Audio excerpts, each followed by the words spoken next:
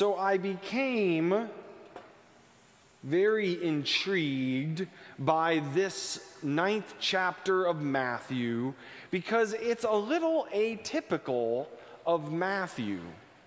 As a general rule, Matthew has a deep love of teaching and a deep love of words, and rarely meets a detail he doesn't want to include in his storytelling. Mark, on the other hand, is typically a fairly raw, stripped-down storyteller with a great deal of urgency. In Mark's gospel, it's hard to catch a breath for all the and this, and this, and this. So it's strange and of note when Matthew is the person of brevity, stripping details out. Each of the stories in this section of Matthew, in this chapter, is a healing miracle quite well known in Mark's gospel. And so we have the man who in Mark's gospel, his friends open up the hole in the ceiling to lower him down, the man paralyzed, lower him down to Jesus. Matthew takes all those details out. Just a man on a stretcher gets healed. We had the Jairus, given a name as leader of the synagogues, gets healed in Mark 5 with the hemorrhaging woman, with a whole engagement of the crowds and a far more robust engagement of the people hanging on at Jairus' house. Again, Matthew strips all those down to the very core part of its healing. Boom, we add this in.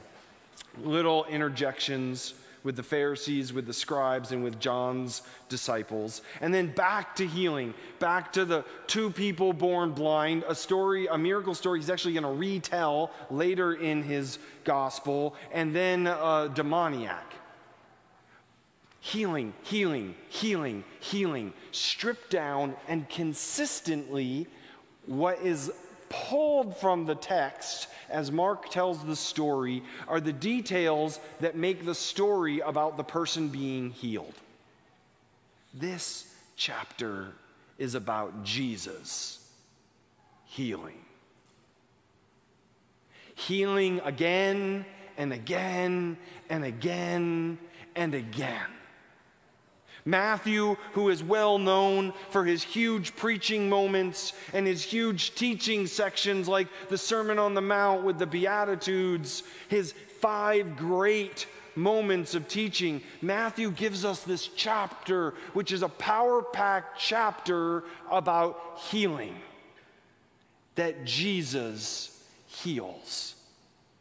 And I think that's fascinating to think about, the importance that's made not in the individuality of any of these people, though I value their individuality, and not in the individuality of any of these one stories of healing, though I think each one of those would have been of eminent value to the people healed. It's the wash of it over me. It's the tidal force of Jesus who will not be stopped by the naysayers and the doubters and the controllers from offering healing to people who need it, and making that healing feel central to who Jesus is. One of the first things that really catches me up, it's in the interaction that starts when the Pharisees in verse 11 they said to the disciples, "Why does your teacher eat with tax collectors and sinners?" Right? Weirdly interspersed in this story of healings is this question about, why are you hanging out with sinners? And Jesus says, Jesus, who wasn't asked the question, his disciples were, Jesus talks over his disciples at the Pharisees. Those who have no need of a physician is not why I'm here. I am here for those who need one. The people who know that they're sick. The people who know that they are diseased. and I am here to make them well. Think on this. Think on this. I want mercy, not sacrifice. I think about that because how often has the church in its last couple hundred years been thought of as an agency of righteousness, an agency of justice, an agency of morality police, which is not to say that those trajectories do not exist in Scripture. They do. But we've done that, I think, my temptation on reading Jesus' words here, at the detriment of mercy, at the detriment of being a place that says first and foremost, let this be a place where we are healed and where we participate in the healing of the nations. We have a desire to think about our orthodoxies, our right thoughts, our orthopraxis, our right practices, all of our ways that we want to delineate exactly what you should do and, frankly, what you should think. And we have done that well, but perhaps we have done it at detriment to being a place that says, before I say anything, tell me of your brokenness. Before I say anything, tell me what hurts in you. How are we making a space to find out what's really percolating underneath in the guts of the people who might come into contact with us on a daily basis? I was in a conversation recently about zoning, no less, with all the zoning stuff going on. And it struck me how quickly we run to personal attacks or assumptions about each other, how quickly we begin to have debates that have nothing to do with the ideas we're theoretically debating. And I thought to myself, like Jesus, what is unwell in us? Right? How do I back up from the argument and say, what is the hurt? What is the pain that we're experiencing here? And I think in his own way, Jesus is trying to do this, not just with a paralytic or a blind person or a demoniac or the woman with the flowing blood or the daughter of Jairus. Jesus is also doing it with the Pharisees, with the scribes, with the disciples of John, trying to break them out of their fixation on righteousness so that they might experience mercy. Elsewhere, dining with one of the Pharisees, when the woman comes up to clean Jesus' feet with her hair, and the Pharisee says, "How can you let a sinner do that?" And Jesus says, "Those who have much to be forgiven rejoice greatly at my presence. Those who have nothing to be forgiven have no reason to hear good news in me." But do you think Jesus really imagines that the Pharisee he's sitting across from has nothing to be forgiven? Again, in the text, you'll hear this. We talked about this with Moses, with the water, with God. Jesus answering questions, not the question that they ask, but as it says in verse 4, Jesus perceiving their thoughts. Why do you think evil in your hearts? What's going on in you that your reaction to healing someone else is vitriol? What is going on with you? What is stirring? What disease is active? What toxicity is active in your life that good news to someone else is perceived as bad news to you?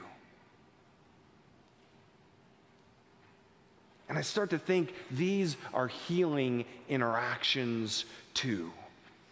Because healing is physical, healing is emotional and healing is spiritual.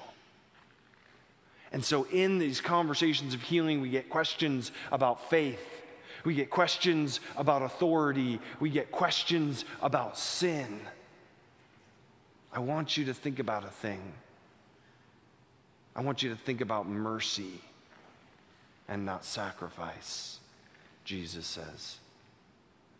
There's a common proverb, not proverb from our book of Proverbs, but one of those wisdom sayings that aren't attributable to anybody really, except every speaker likes to say it was their idea. So you can quote this and say Andrew Kukla said.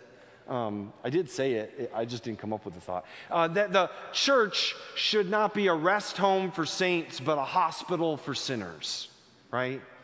Have you ever heard that? Some version of it. There's about 4 or 5 versions of it. They change a safe harbor for boats. It shouldn't be a safe harbor for boats, but a hospital, or whatever. There's versions of it. I don't like its either-orness because we can always be both. But it's tapping into the very thing Jesus is saying here. Those who have no need of a physician, those who think themselves saints, those who are righteous, those who have done it all and live the law completely, they have no need of a physician. But those who are sick, they know they need it, crave it, and celebrate it when they get it. Go and learn what this means. I desire mercy, not sacrifice. What if the central calling of the church was not to necessarily participate in Jesus' preaching ministry, although I like my job, so it should be some part of it. What if it was not centrally Jesus' teaching ministry? What if it was not, it turned out, about brownies, whether they have or don't have gluten in them? What if primarily Jesus wanted us to be those who get healing and those who share that healing with others? What if we were a hospital for the walking wounded of our world? And we understood that not simply about physical, because honestly, I'd rather you go to a medical doctor if you have a medical issue. But we can help be those who connect people, who empower people to be able to get those healings. We can be the place that understands that alongside medical issues, there are emotional issues and there are spiritual issues. We can be the people who look at the holistic needs of our community, rather than turning each other into commodities to be filled up with our truth. It's one of the things that, and I've shared this in quite a few places, so you may have heard me already say this, it was really noticeable to me at Warren's college orientation how much more ministry, and I mean ministry, is being done by universities to address the whole life of the young adults to whom they're being entrusted. It went something like this when I went to college, probably when you went to college. Do this person bingo so we can force you to meet a person. Here's a card, go get some classes, hopefully they matter to your major. We'll see you in 4 years. That is hyperbolic, but pretty darn close to the average experience of a welcome into a university 20 years ago. Now it's about, oh, we have coaching. We'll hook you up with an upperclassman who will help coach you through your college experience. We will get you a tutor. We have like 3 different levels of academic advising. Folks that my son, who's not even started yet, has already traded a half a dozen emails with. It's about making sure you understand every club and experience, creating themed communities in residence life halls, not dorms, living learning centers. It's about recognizing that, yes, they're educating young minds and inspiring imagination, but they're also healing and addressing the emotional and the physical and the spiritual well-being, because we will not become intellectually engaged if we are broken and hurting. And so, when person after person attempts to derail Jesus, he says, "You just don't get it," and he walks on to the next moment. No questions about worth, no questions about follow-up, no questions about, well, if you join this or subscribe here or create a strong password to this login, then I will offer you healing. But he heals, and he invites us into healing, which is what gets me to this really exciting second part that I think we can lose track of, because we start thinking we're talking about saving souls here. In the last chapter, it says Jesus went out into the cities and the villages. By the way, we're not saving souls, but if you think about it in terms of healing, we're healing the physical, emotional, and spiritual well-being. Because if you're being torn up inside, you will not be well. So Jesus goes about the cities and the villages, teaching in their synagogues, proclaiming the good news of the kingdom, and curing every disease and every sickness. And he looks out at the crowds, and he had compassion for them. I'm still working on that one. He had compassion for them because they were harassed and helpless like sheep without a shepherd. And he said to the disciples, "The harvest is plentiful, but the laborers are few.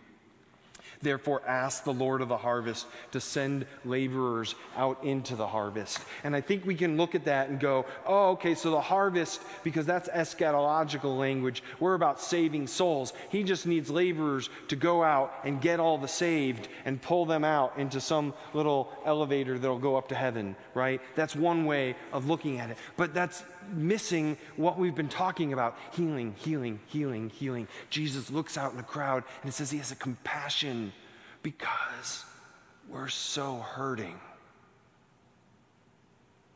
We're so traumatized. We're so caught up in angst, existential and physical. And Jesus can't do it all. And what he says to himself, I think, quite literally is, we need more healers. But there are so few of us.